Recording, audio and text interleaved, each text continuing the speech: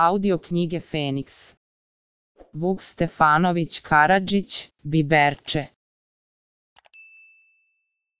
Bila žena nerotkinja, pa molila Boga da joj da rodi, makar bilo dete kao biberovo zrno. Bog joj dade po želji, te rodi muško dete kao biberovo zrno.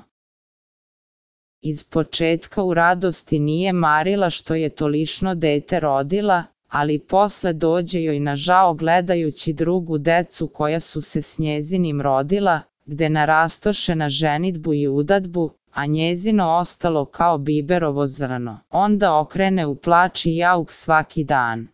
Jedan put dođe joj u san neko i kaže da ne plače više, bit će njen sin veliki kao jablan.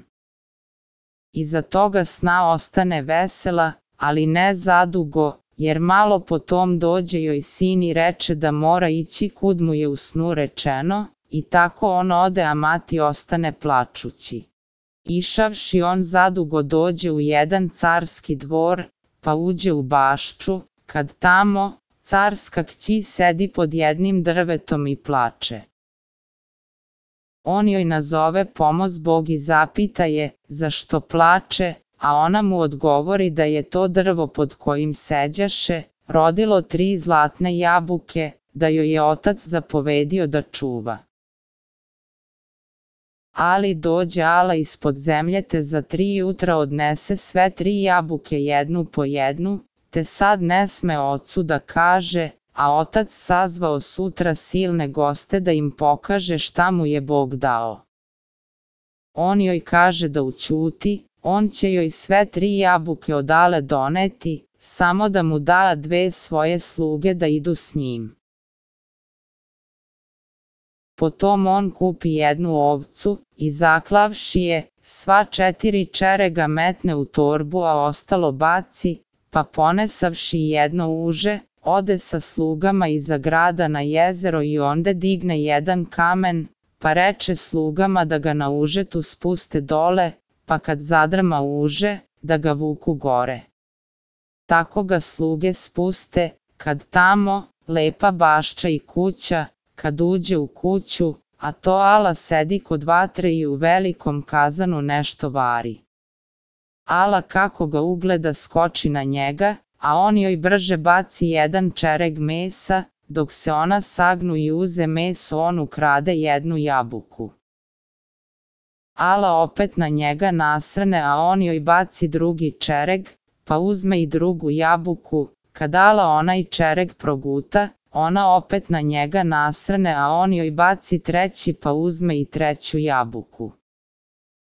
Kad Ala četvrtom na njega nasrnu, on joj baci i 4. čereg pa bježi natrag, i tek da se uhvati za uže a Ala ispadne na polje, a on brže odseče od svoje noge mesa, pa joj baci i zadrma za uže, te ga izvuku gore. Potom preda carskoj kćeri jabuke, pa ode.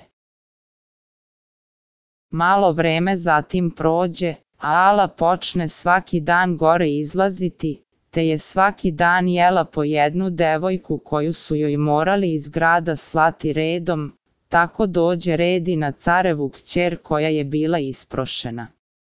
Otac i mati i sva gospoda isprate je do jezera i onde izgrlivši se s njom i izljubivši otac i mati vrate se kukajući, a ona ostane sama da čeka Alu. Čekajući tako stane se moliti Bogu, da joj pošlje biberče, koje joj jabuke od Ale donelo, da je sad izbavi. U tom biberče dođe u grad, a grad sav u crno zavijen. Kad on zapita što je i oni mu kažu, on brže na jezero i nađe carevu kćer, gde sedi i plače, pa je zapita, hoće li poći za njega, ako je od Ale izbavi. Ona reče, hoću, ali ti me ne možeš izbaviti, jedan je samo koji bi mogao, ali toga nema. A koji je taj? Zapita on, a ona odgovori, istina da je mali kao biberovo zrno, ali on bi mene izbavio. Biberče se nasmeje i reče joj da je Biberče sad veliki momak i da je došao da je izbavi.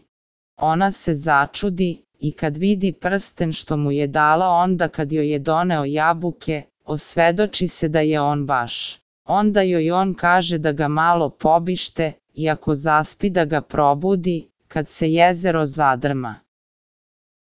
On legne njoj na krilo i ona ga počne biskati, te on zaspi, kad u jedan put jezero se zanjiha, a ona počne plakati i suza kane njemu na obraz, a on se trgne, uzme mač i stane da čeka Alu. U tom eto ti Ale sa 9 glava, on je dočeka i odseče joj jednu glavu, a Ala juriš na njega, a on joj odseče i drugu, i tako svih 9.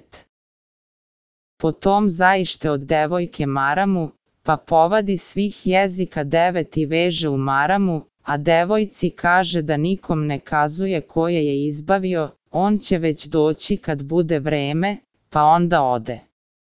Kad i devojka pođe kući, srete je njen mladoženja i kaže joj, ako neće kazati da je on izbavio, da će je ubiti, pa joj je svejedno.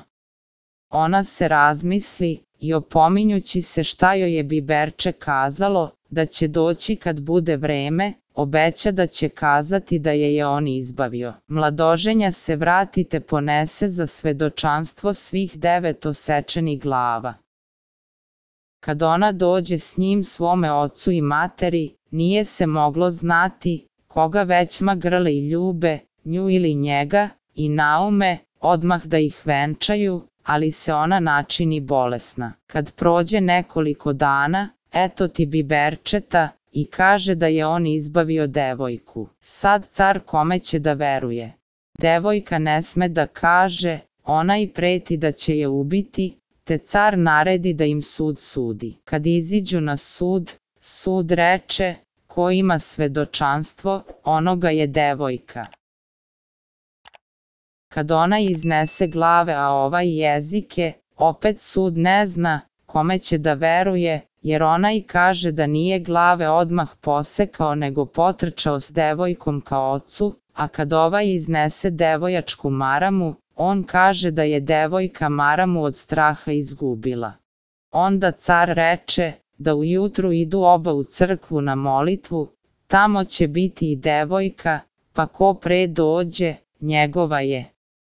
Biberče nije htelo ići, dok ne zazvoni, a onaj se digne u ponoći, ali čim korači u crkvu, provali se pod njim zemlja i sav se iseče na noževe. Onda devojka upali sveću i sedne kod jame da čeka suđenoga. Kad udari zvono, eto ti biberčeta. Onda car vidi ko je prav i venča svoju kćer za biberče. Potom biberče krene svojoj materi da vidi da je on veliki. Audio knjige Feniks.